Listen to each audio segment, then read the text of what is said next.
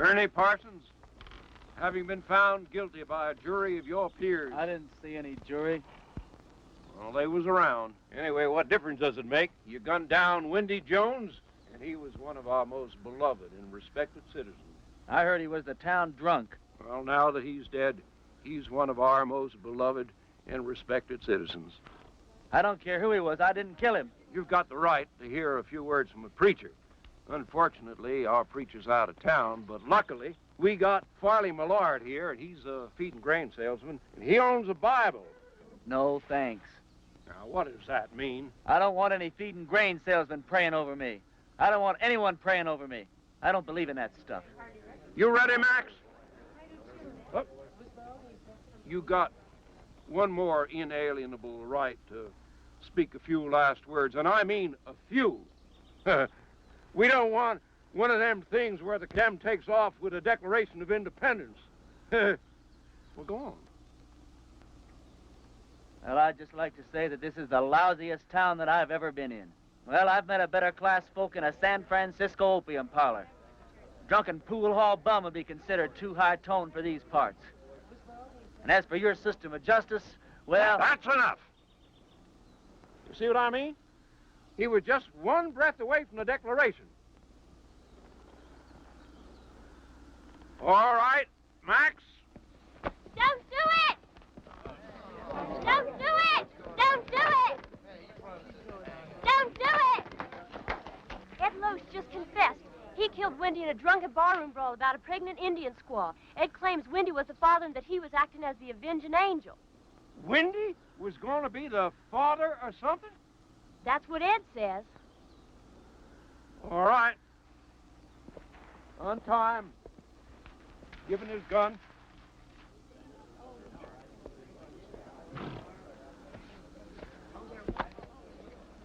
Now, that's the way out of town, son. Take it, keep on going, and don't you never come back. You heard her. I'm not guilty. Even so, we don't want no fast guns in this town. Fast guns right alongside with lepers in this law-abiding community. Can I ride back to town long enough to get some food? That's the way out, son. Don't press your luck.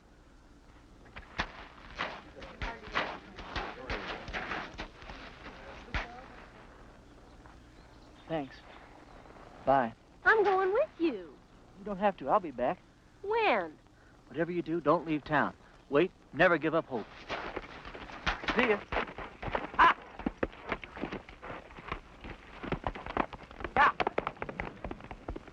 If I'd have known he was going to act like that, I never would have lied for him. You would have never what?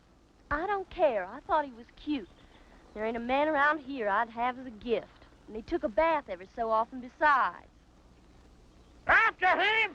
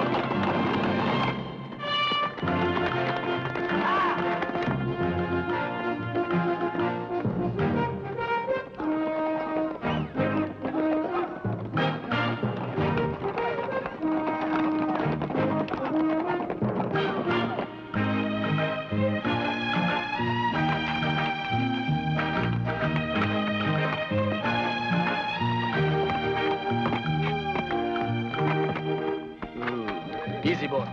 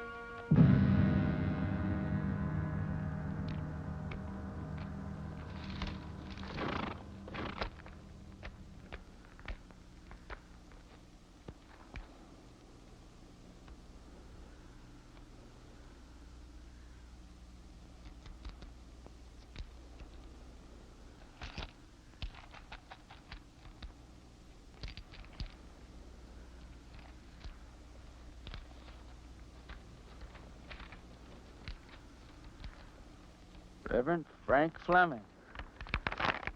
Yeah, pleased to know you, Frank. Dear Reverend, everybody in Castle Walk is real excited about you coming here.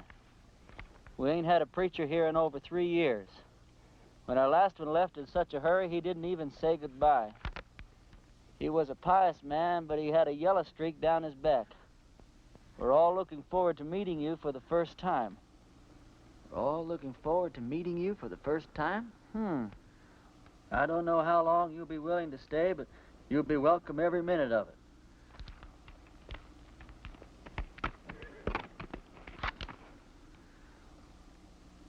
You the preacher's horse?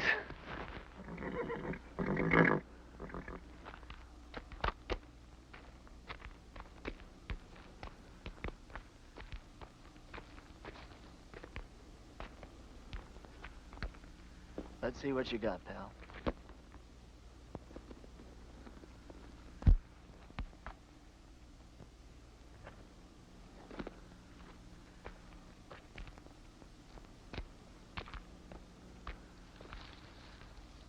Frank, if ever I catch the guy who did you in, I'll take care of him for you.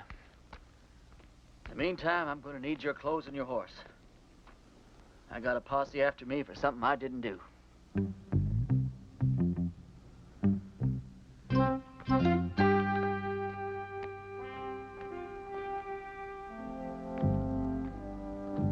I'd say a prayer for you, Frank, but coming from me, I'm afraid it's liable to do you more harm than good.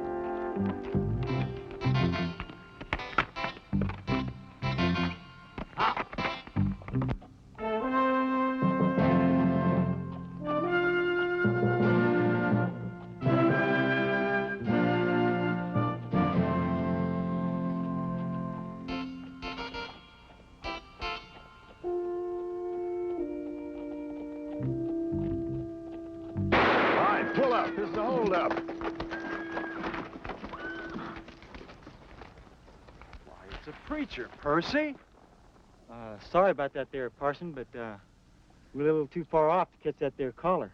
Is there anything we can do for you, Reverend? Either you boys ever heard of a town called Castle Walk?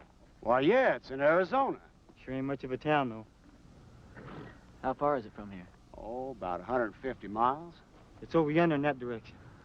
How's your church attendance been lately, boys? You boys see that branch over there? Yes, sir.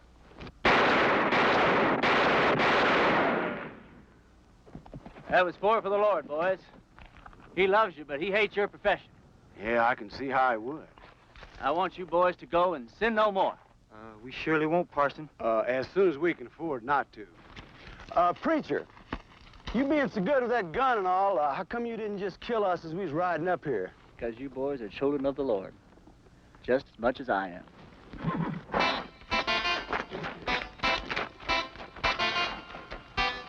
Children of the Lord, huh?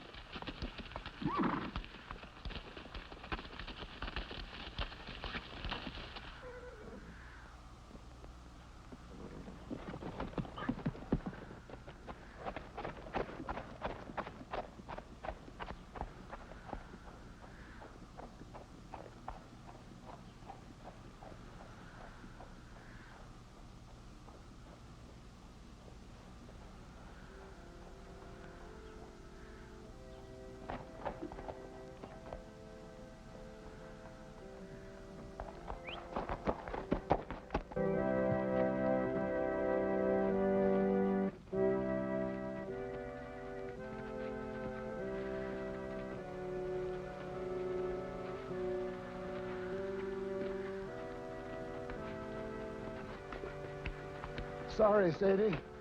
Didn't have the time to dig it no deeper. Well, I guess we better just put him in the ground and get it over with. All right. Without even a few words? Mr. Ross didn't say nothing about no words. Said we could have a burying. Mr. Ross didn't say nothing about no words.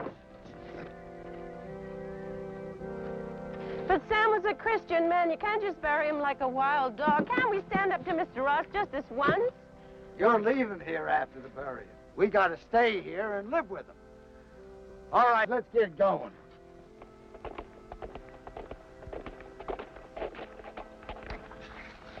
Wait a minute. Is it one of Mr. Ross' men? Looks like a preacher. Well, what do we do now? And I wrote him myself not to come.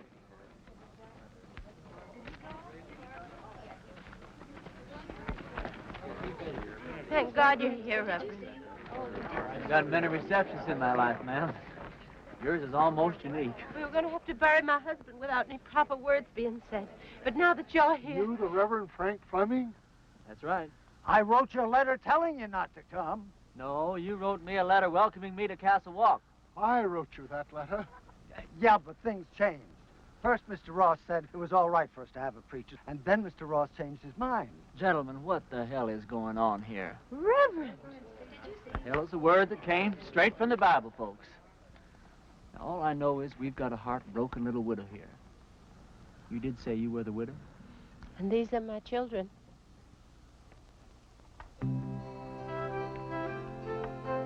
That's a child?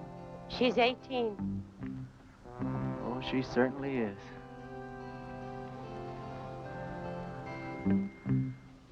Well, first order of business as I see it is to get this poor man put decently into the ground.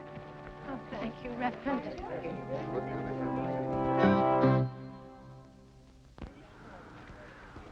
Oh, I don't know what Mr. Ross is going to say about this. I haven't been here 5 minutes, and I'm already sick to death of Mr. Ross. Come on, let's bow our heads. Don't you have a Bible, Reverend? Oh, I probably do in my saddlebag. Here, you can borrow mine, Reverend. The deceased was probably a simple man, so I'll just say a few simple words of my own, not bother to dip into the Bible today.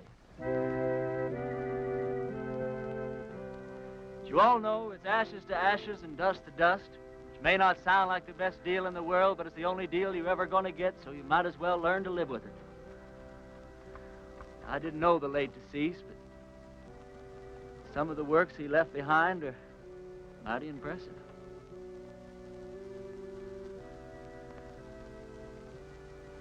Well, what did he die of? He was shot in the back. May the full wrath of the Lord fall on people who shoot other people in the back. It's a rotten, sinful way to make a living. Amen. Amen. We can't thank you enough, Reverend. I'd like to say more, but Mr. Ross only gave us half an hour to get out of town after the funeral. You're leaving town? You taking her with you? Mr. Ross said we all had to go. Who is this Mr. Ross? He's a mean, miserable, murdering thief, and he runs everybody in this part of the country. There ain't a soul of us that had a single, solitary, happy day since he rode in here and took over. He's gonna hear every word that you said. Yeah, and he'll probably kill me. But at least I got to say something that should have been said before I died. Why is he running this woman out of town? My husband, Sam, was the only man in these parts to stand up to Mr. Ross. So he had Sam killed. He let us take one wagon load of our things. We'd better get started. Ma'am, the only place you're going is back to your ranch. I'm sure with the help of all these fine citizens that we can make Mr. Ross see the error of his ways. Reverend, you don't understand the situation around here. Mr. Ross is a powerful, powerful man. He's got money and influence. And he's got 20 top gunfighters working for him. Before I tell you people what I really think of you, I'm going to tell you something about gunfighters. Now, Ross doesn't have 20 top gunfighters working for him because there ain't 20 top gunfighters in the whole U.S. of A. Now, what Ross probably does have is about 15 cowboys that wear guns for ornaments. They do just fine at shooting up a saloon or making some terrified dude dance a little jig. Ross has probably got about 3 men who are pretty good at getting their guns out of their holsters, but no good at hitting anything once they do. Which leaves about 2 or 3 men that might honestly be called gunfighters. Not top gunfighters. More like second or third raters. So you see, you folks have been letting yourselves be rousted around by a bunch of two-bit yahoos. How come you know so much about gunfighters, Reverend? The Lord's work takes one to many places in many climes. Matthew 31. There ain't no Matthew 31. Well, there ought to be. Widow, I want you and your family to get in the wagon. I'm going to drive you home. You're going to sit next to me. Oh, I don't know, Reverend. Ma'am, you don't look like the kind of woman that would back away from a little fight. Where's your faith? My faith is in good shape, Reverend. And if you're willing to take the risk, so are we. Get in the wagon, kids. Us and the Reverend are going home.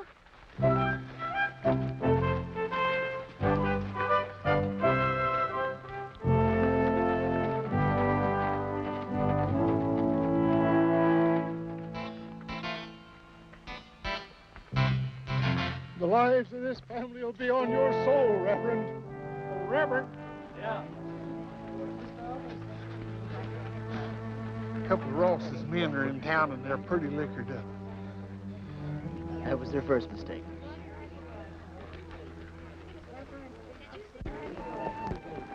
You ride my horse, son. Okay.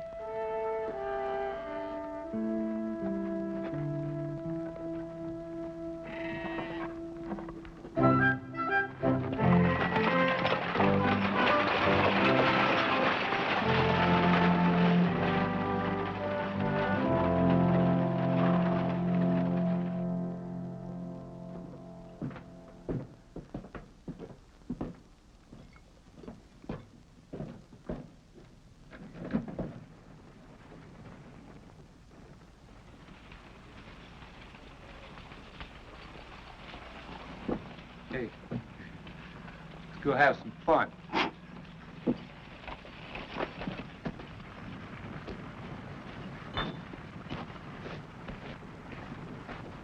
Remember the children, Reverend. Those are just 2 of the cowboys, ma'am. Who? Where do you people think you're going? Where's the place that Ross would least like us to go? I'd say her ranch. Well, that's exactly where we're going. Wait till Mr. Ross hears about this. Mr. Ross is a skunk of doubtful parentage. Mr. Ross is so low he could walk under a rattlesnake's belly wearing a high hat. And that's what I think of Mr. Ross without ever having met the man. Now, that was indecisive, cowboy.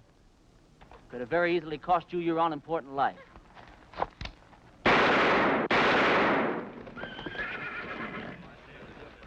Those could have just as easily been your ears flying off your heads, boys. Well, that's a terrible way for a preacher to act.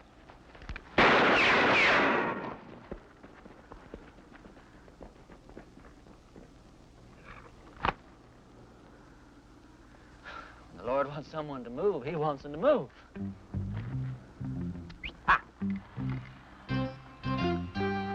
Reverend, my husband Sam would have followed you to hell and back. Oh, don't talk about hell to a sinner, ma'am. You're a sinner? Yeah, we're all sinners. We're about to be.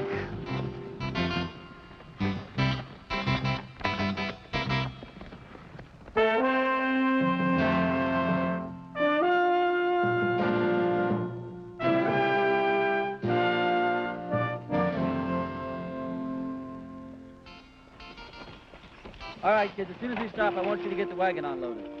I want to get this family settled in before dark. You don't mind if I order your kids around a little, do you, ma'am? Reverend, you can do anything you want to.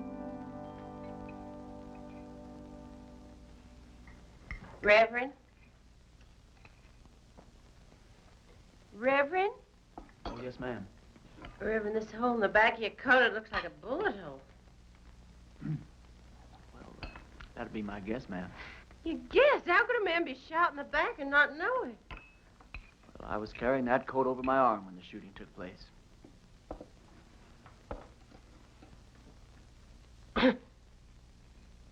Well, tobacco's one of the Lord's works, too, ma'am. I'll get my things and fix your coat. Do you think Mr. Ross and his men are going to come down and get us tonight? No, not tonight, honey. I'd imagine that Sunday in church would be where he makes his first play. Aren't you scared at all? Oh, I'm scared, all right, Sally. But not the kind of scare that'd make me knuckle under to the likes of that Ross.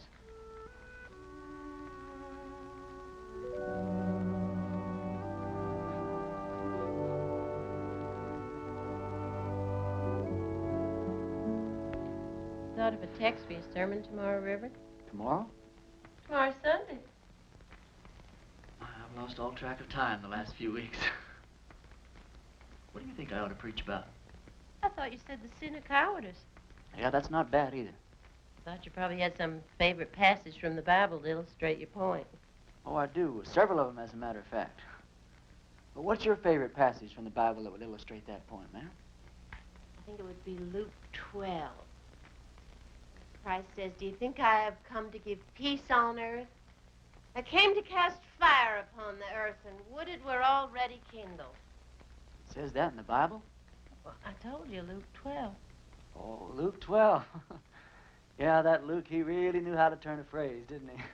Clean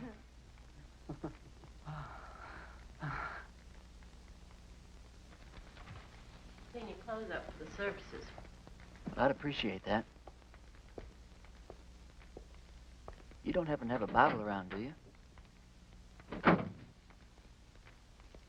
I, seem to, misplaced my glasses. Did you turn to that spot in Luke that your mother was talking about? It's right here. You don't wear glasses. No, something, you're right. I don't know what got into me.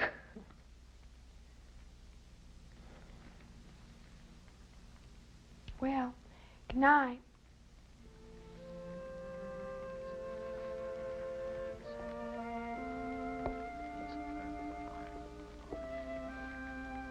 Good night.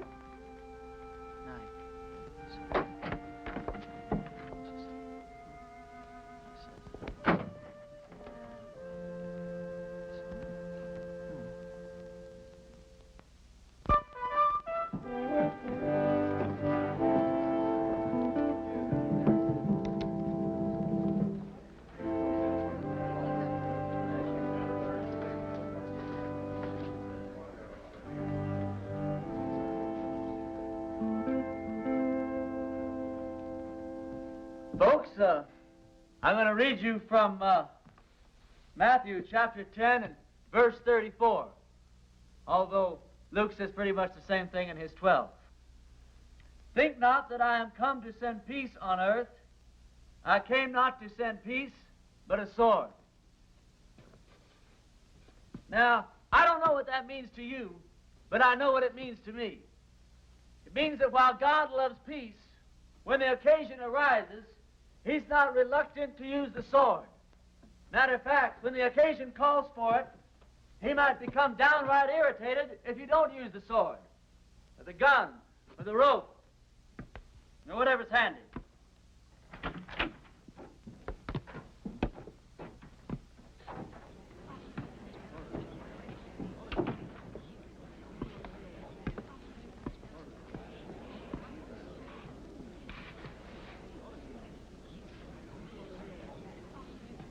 Now, you folks have had a cross to bear here lately, and his name is Ross. They say that people get the kind of lives they deserve, and I guess they do. But when men won't fight for their wives, women, and children, and when their women won't make them fight for what's right, then these people don't deserve any kind of lives at all. That's exactly what you've got.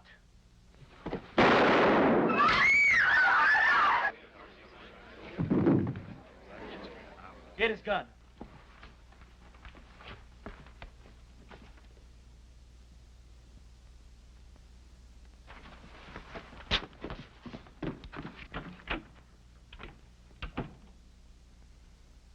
Never done it? I don't think you could possibly realize what an awful thing it is to kill a man. I don't know who God must be mad at the most. That man for wasting his life at the order of some tin-horn dictator? Me for having to do this thing in his own house? You people haven't quit before the fight even got started. I haven't got the heart for any more church today, that's all.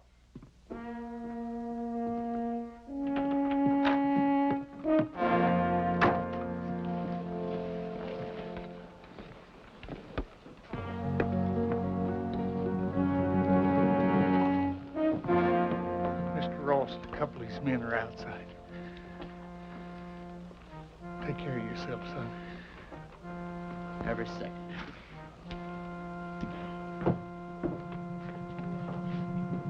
Bring that body outside.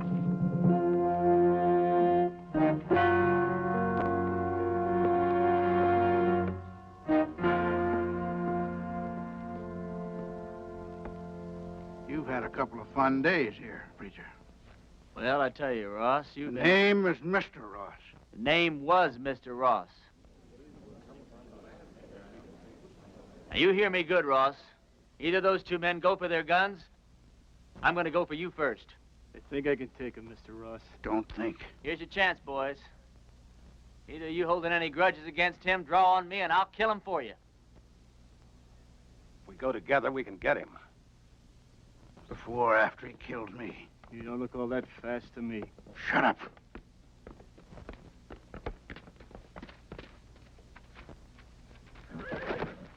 Friend of yours, Ross? All right, preacher. You pulled yourself off a nice little grandstand play for the folks. Now, I want you out of town. Who killed Sam Underwood? You or one of your men?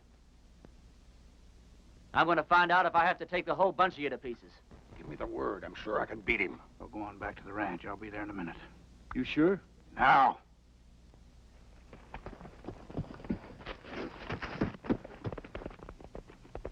That's the way I like it. Man to man. Do I make the first play or do you? I just changed my mind, preacher. I don't want you out of town. I want you right here where I can get you anytime I want you. Service is next Sunday at 10 o'clock, and there's a 4-bit fine for being late.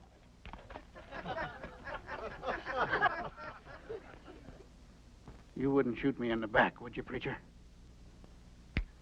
Like that.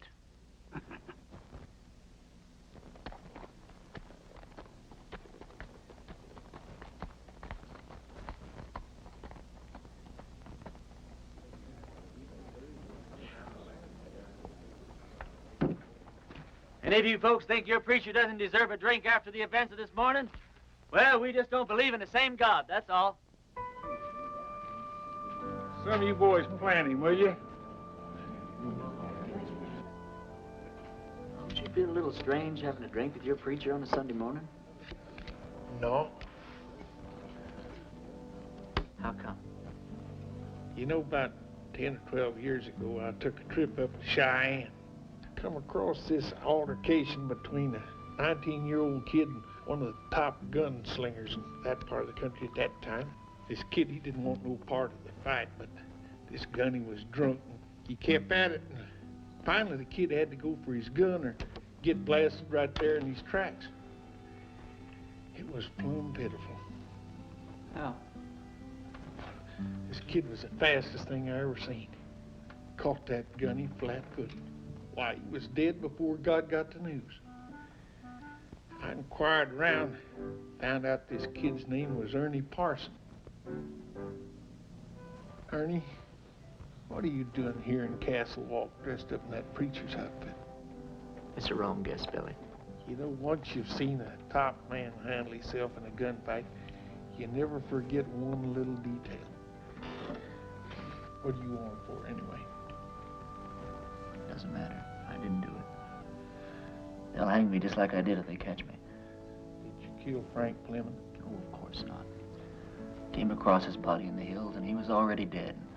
I was half starved, no place to go, so I took his clothes and horse and came here. All right. I'll ride back to the ranch, tell the widow and the kids goodbye, and then I'll move on. Why leave? You're the answer to our prayers, Ernie. No, I'm not, Billy. Don't let these clothes fool you. God moves in mysterious ways, boy. Not that mysterious. Look, Billy, what I'd like to know is if I do stick around here, how much help can I count on from these God-fearing people? Almost none. Almost none? None.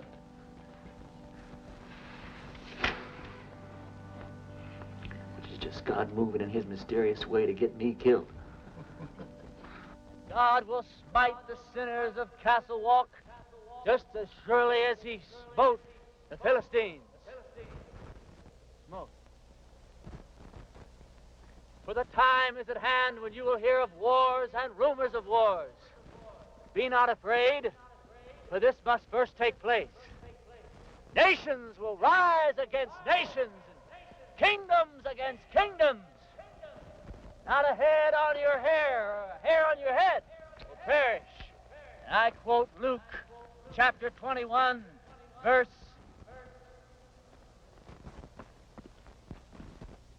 Luke chapter 21 and verse 23. For there shall be great distress in the land, wrath upon his people.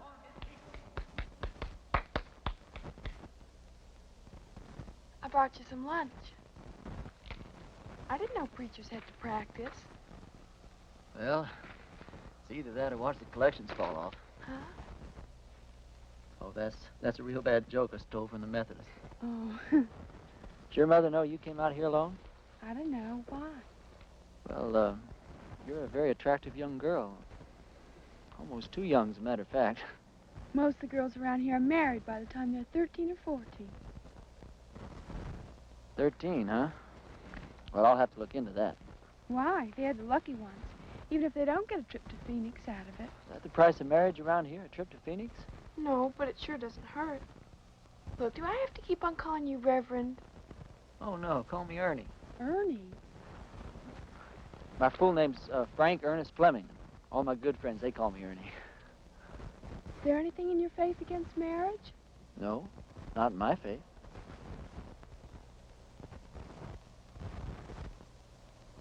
Look, Sally, sit down. This conversation isn't going in exactly the direction I'd planned. I mean, you know, marriage is just fine. I was real glad that my parents believed in it. But, well, there's other things, too.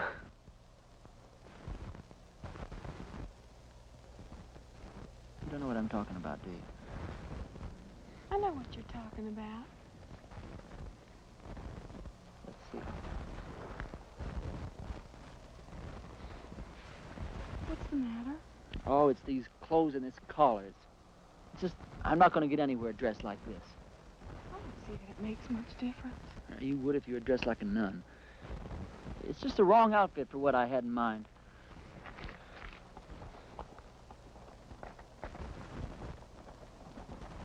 Hey, preacher! I've got to talk to you! Hi, Sal. Hi. It's real important.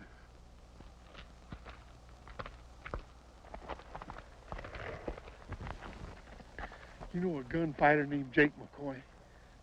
Yeah, I know of him. He's in town. My blessings on him. And he's working for Ross. Is he really good? Yeah, he's the best. You can take him, can't you? You sure he's working for Ross? Yeah, and he's looking for you. Although he don't know who you really are. Well, that doesn't matter. Or does it? Where's he at now? Well, he's at the Mint Saloon when I left town.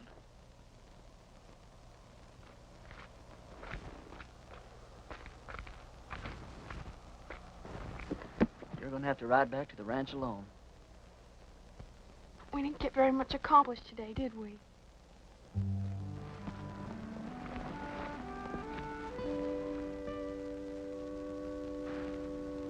Can't you just feel the ice breaking all around us?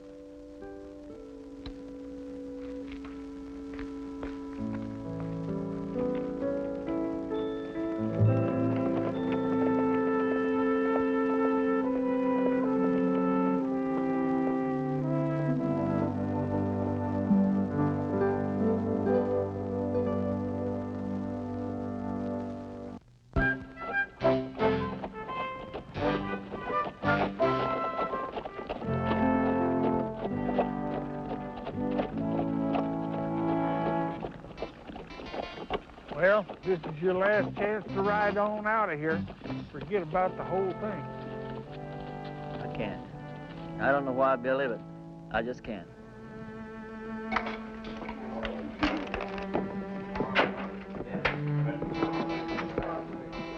It's him over yonder by the table. He's already spotted you.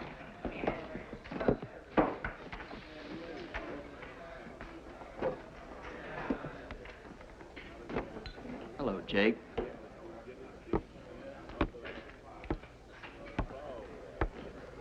I was just about to go looking for you.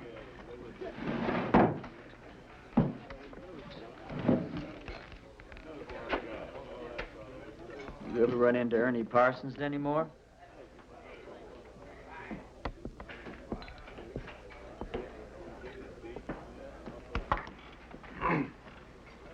I've never run into Ernie Parsons.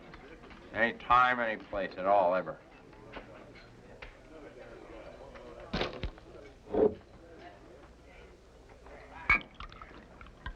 You have now.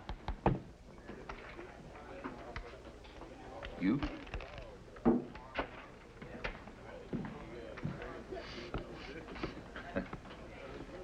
You going to the church? Into hiding for the winter. Oh. I always heard you were kind of smart. I never heard that about you.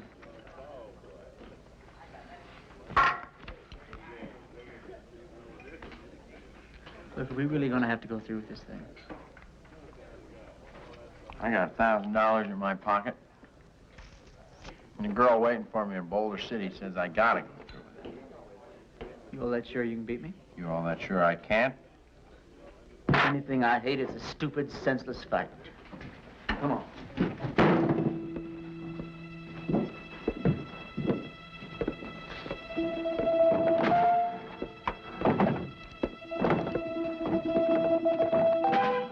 Well, how do you want to do this? Billy, when we get in position, flip a coin. When it hits the ground, we go for our guns, all right? All right. Jake? One of us is gonna die, and it's not gonna prove a thing.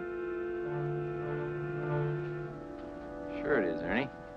It's gonna prove which one of us is a fool to call himself a gunfighter.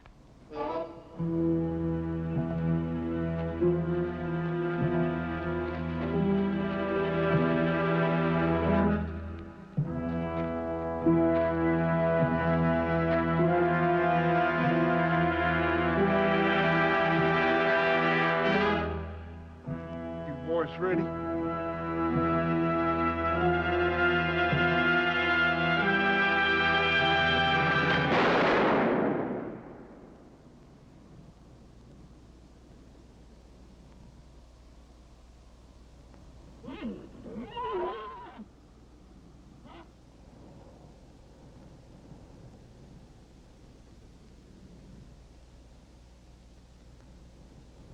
you hit?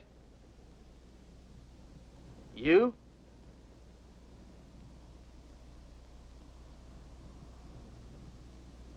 Did you ever miss from this distance before? Never.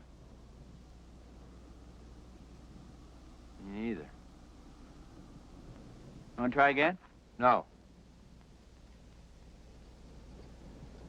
No, I think somebody's trying to tell us something. You put your gun away. I'm going to get on my horse and get out of this place.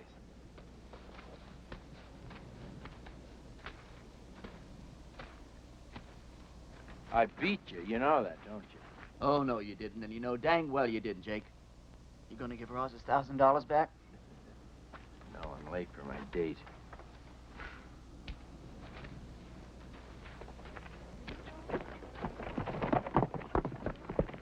You folks see those bullets hit?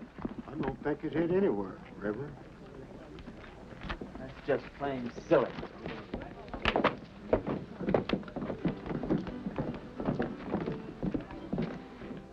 Hold on.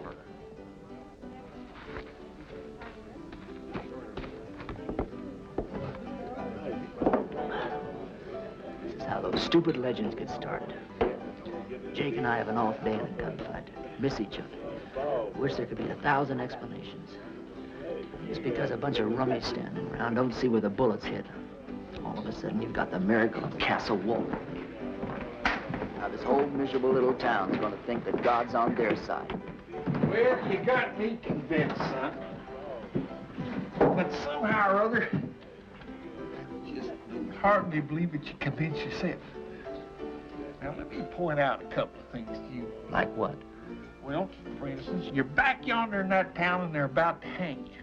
And right at the last minute, in rides this gal and saves your neck. She and I had been fooling around a little bit. All right, well, then you're out there in the brush. Posses are chasing you. Then all of a sudden you come across this here preacher's body. You find this letter that brings you right here to this here town. Supposed to lead him. Yeah, but you was the one that wound up here. Right here where you're needed more than anybody's ever been needed before. Now, do all this make you want to stop and think just a little bit, boy? No. I don't want to talk about it.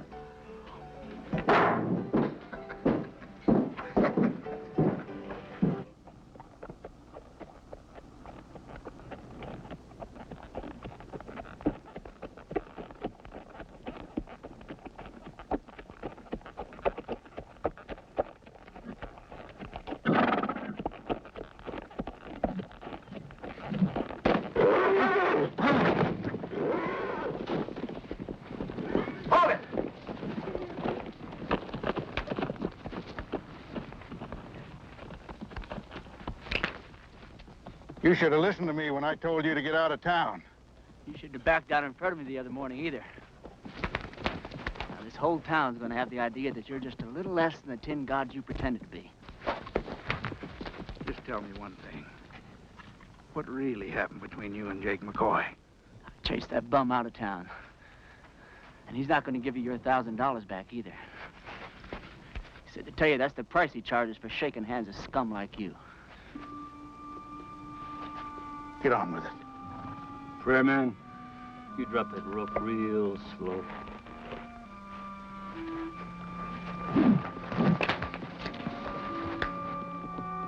Drop it.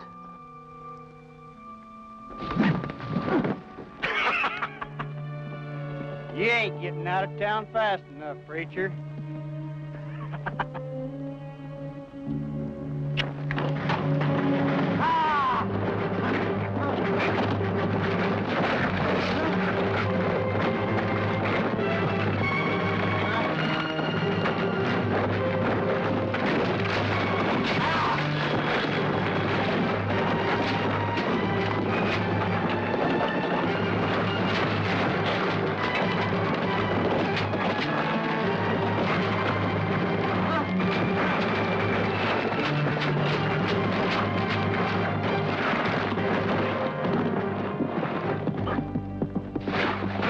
Now, preacher?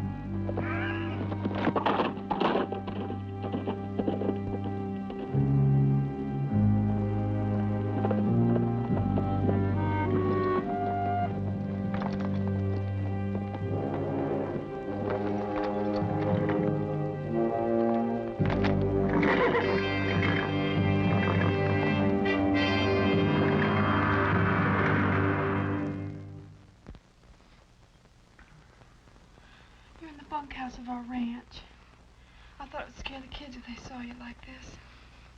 How'd you find me? When you didn't come home last night, I set out to look for you.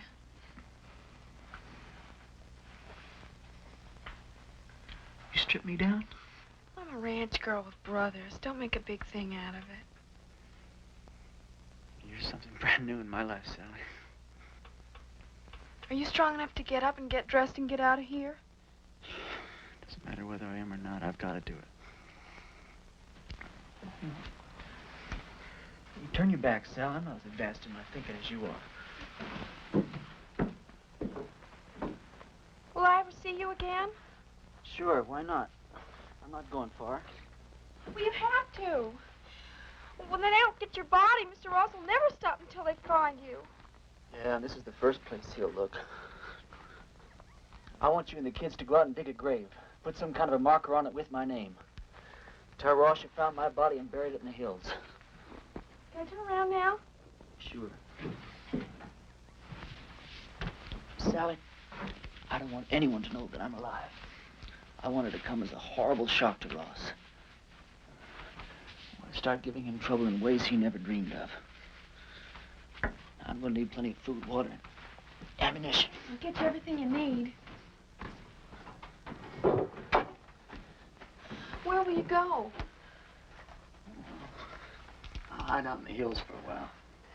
Well, Ernie, in this part of the country, if a girl undresses a man, it's customary for the man to make an honest woman out of her.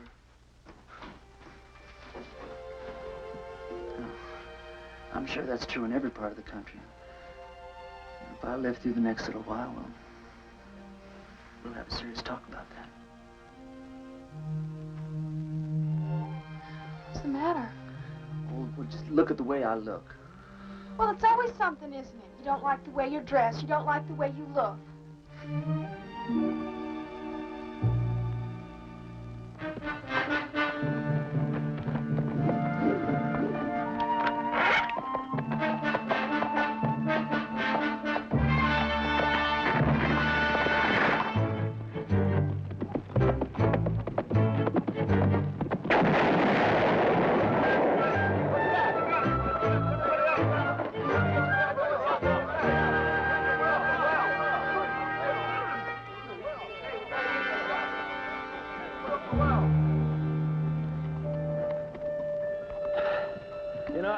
There's a bunch of outlaws operating up in these hills. Probably scared old Chet and Harley half to death. Blew up the well, too.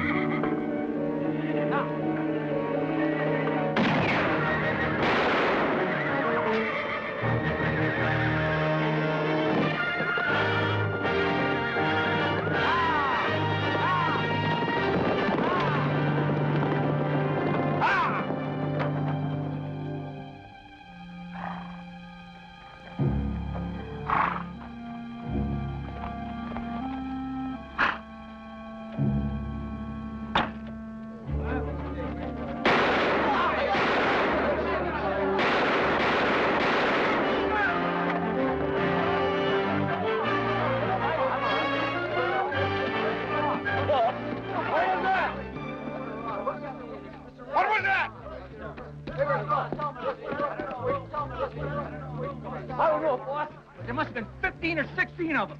Well, maybe there weren't nobody there at all.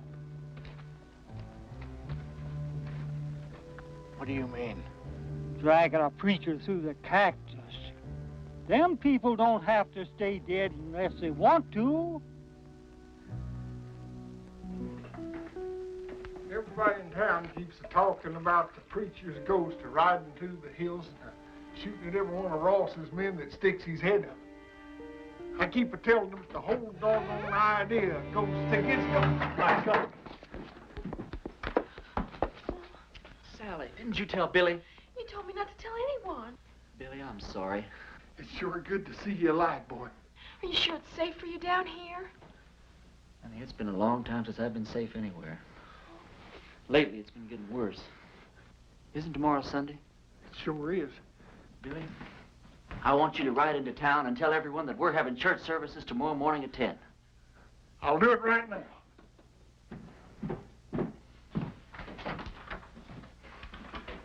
Sally told you our plans, ma'am?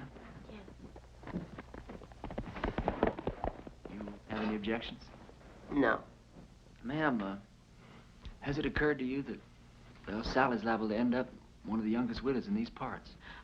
Mary Mert's only 14. She's been a widow 2 years. Besides Mary Mert. No, Grace Dorothy only been married a week and a half when her husband fell down a mine shaft. You know how old she is. Sally, could we take a walk outside? Will you excuse us, ma'am? Sally, the reason I brought you out here is, well, one of the reasons. If we're going to be husband and wife, then you've got a right to be in on the decisions that affect the both of us. You understand? Now, if I stay here and fight it out with Ross and his men, the chances are very good that I'll be killed. But on the other hand, we could leave here tonight, get married the very first town we come to, go someplace we both like and settle down and just have a wonderful life for ourselves. It's all up to you, Sally. You just say the word. Well, Mom always said never throw yourself in between a man and what he thinks he's got to do. Well, I won't kid you, Sally. I'm a little disappointed in that answer. No, it's all right. I got the strangest feeling that I've been pointed straight toward this shootout ever since the day I was born. There wasn't a thing in the world I could do about it. Billy says it's God moving in his mysterious way. Me? Well, I just don't know. You very religious, Sally? Why do men have to talk and talk? Can't you be quiet and get on with what you're supposed to be doing? Yes, ma'am.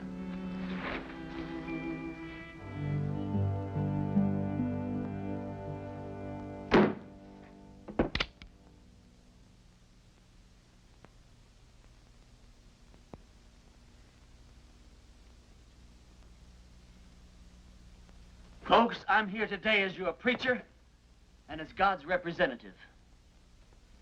As your preacher, I've stood up to your enemies for you, and all it's gotten me so far is a lot of bruises and a bunch of cactus spines.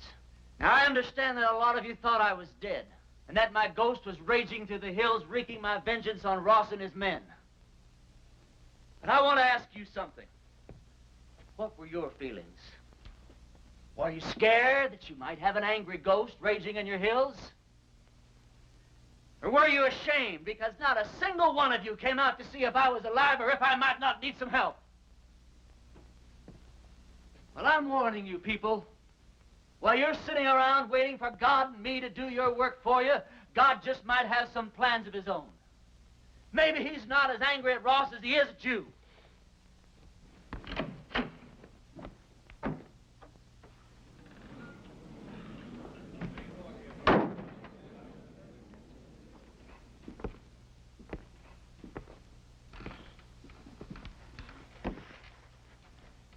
I'm not armed.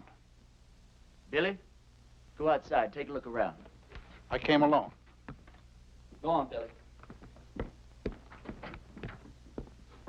I just thought it was time that all this foolishness came to an end. We got a new country to build here. We ought to be getting on with it, instead of indulging in all this senseless killing. I won't deny that you've hurt me since you've been here. Several of my men have been killed or wounded. Several more have run off because you scared them half to death. I didn't know I was doing that well. What do you want, Ross? A truce. A chance to get on with our lives. Ross, if you were sitting on a stack of Bibles 10 feet high, I'd bet money that you were lying and I'd win. Well, now, just a minute, Reverend. If Mr. Ross is sincere, and I believe he is, This may be just the moment we've been waiting for. Luther, how could you believe that? I don't believe him for a minute. Now, Sadie. You are going to believe this man after all he's done to you? Jehoshaphat, Reverend. Anybody can make a mistake. If Mr. Ross is man enough to come here, Please.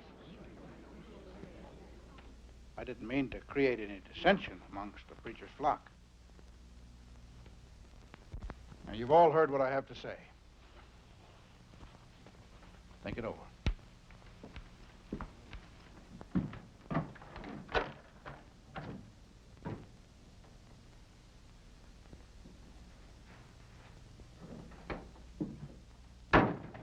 Well, I think we ought to accept the proposition. Well, I think you're right.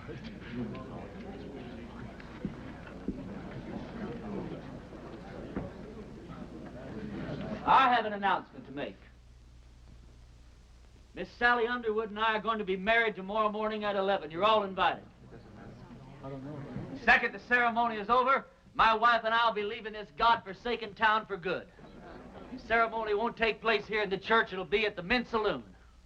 You can say what you want about those people at the Mint, but they know why they're there and they do something about it.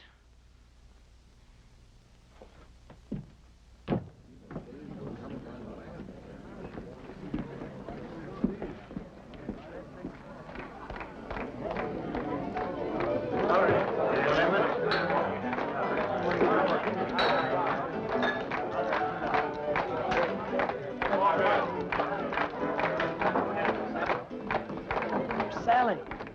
She's out back getting dressed. Her mama's with her. Can't take all day with this thing. What's your rush, boy?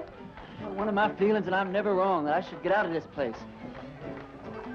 Funny you'd say that. Huh? Oh, nothing. Hey, yonder she comes down. Oh, you're beautiful. Come on, everybody.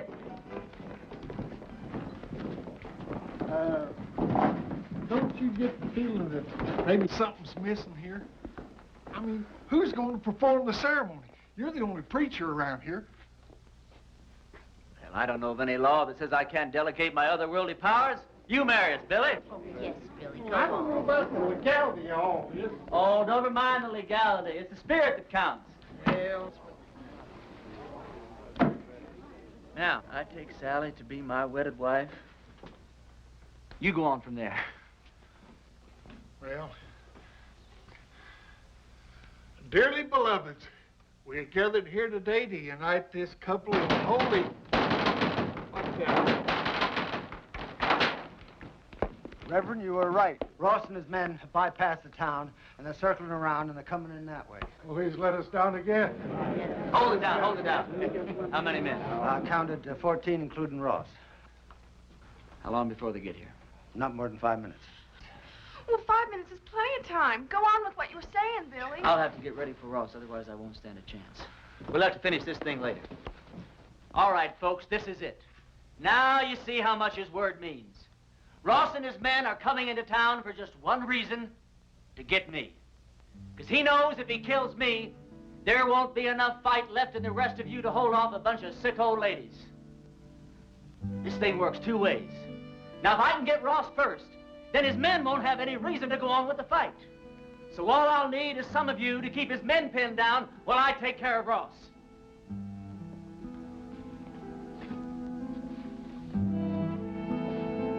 But the women and the children... You don't even have to come out in the open. You can shoot from the windows or from the roofs. You don't even have to hit anything. Just shoot fast and make a lot of noise, but keep his men pinned down.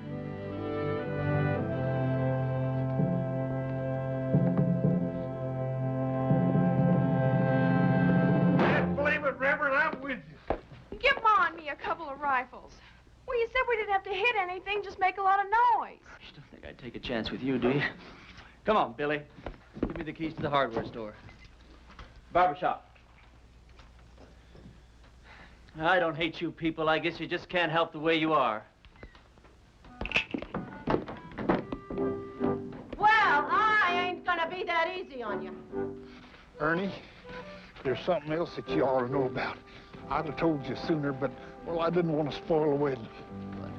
Well, that sheriff that wanted to hang you, He's here in town. Where? Over at my place. I told him I was the sheriff here. It's one that I got off our last late sheriff. Anyhow, I told him if he'd wait there while I'd round you up and bring you into him. How'd he find me? Oh, him and that posse come across Frank Fleming's body. One of them old boys knew Frank. They figured that you'd switch clothes with him. Well, if he wants me, he's just going to have to get in line behind Ross and those other 13 men. You take the barber shop. Ernie, when this thing's over with, though, you got to get out of town. That's all there is to it. Billy, what the hell makes you think we're going to live through this thing?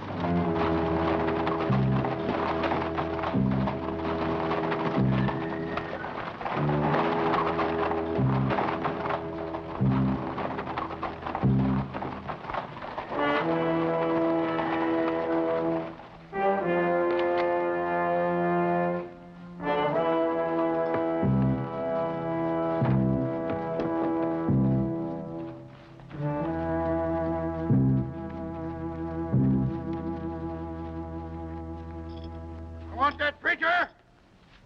If he's not out here in 2 minutes, I'm gonna burn this town to the ground. Drop your guns, boys.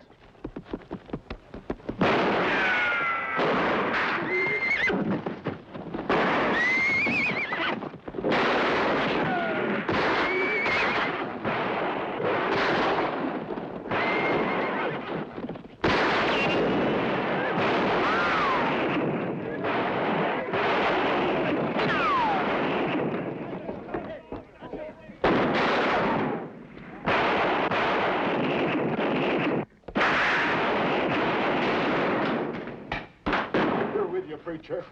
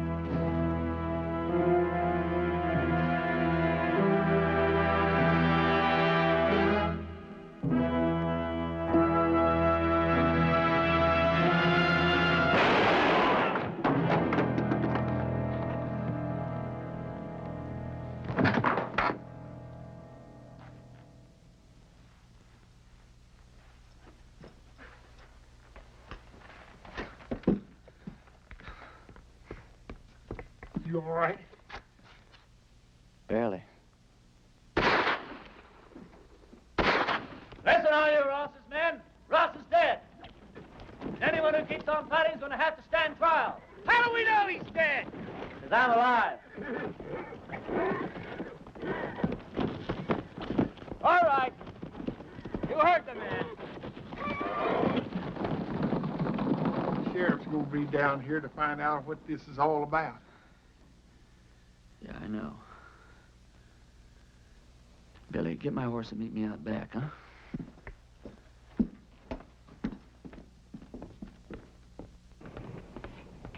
Go over to the men's saloon and tell Sally to meet me back at the ranch. We'll take off from there. No, I ain't gonna do it. I'm a dang fool for going along with this thing as far as I have.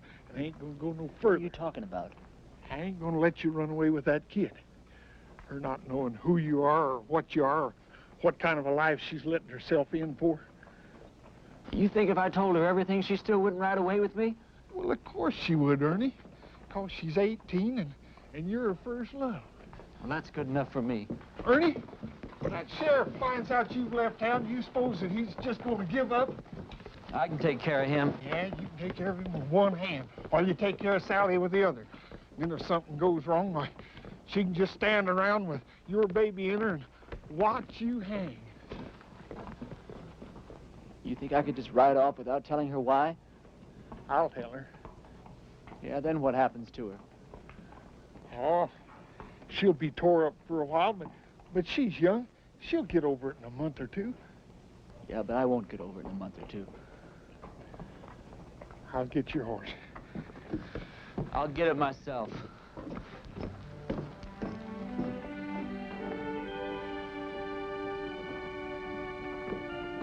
Ernie, this town owes you a whole lot, but it don't owe you Sally. Can't make any promises.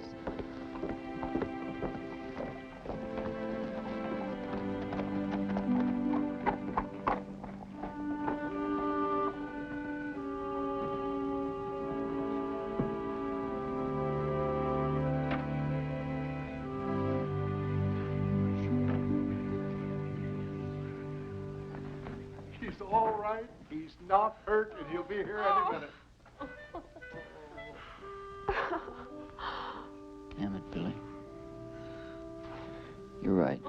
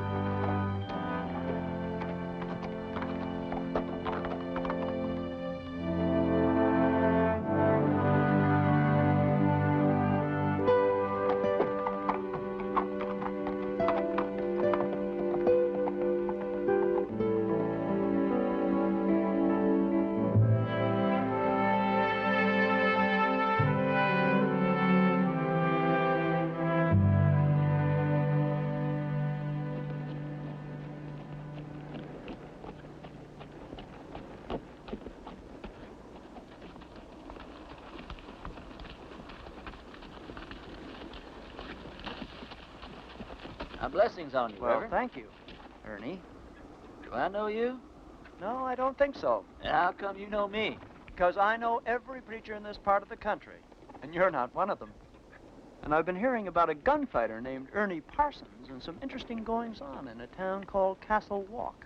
Well, don't believe everything you hear, Reverend. Oh, I don't. That's why I'm on my way to Castle Walk right now, to investigate these wonderful stories. Well, maybe you should get them a real preacher now. They seem very happy with the one they had. They had a gunfighter, not a preacher. God moves in mysterious ways. You boys sure do hammer away at that phrase, don't you? You really going to Castle Walk? I sure am.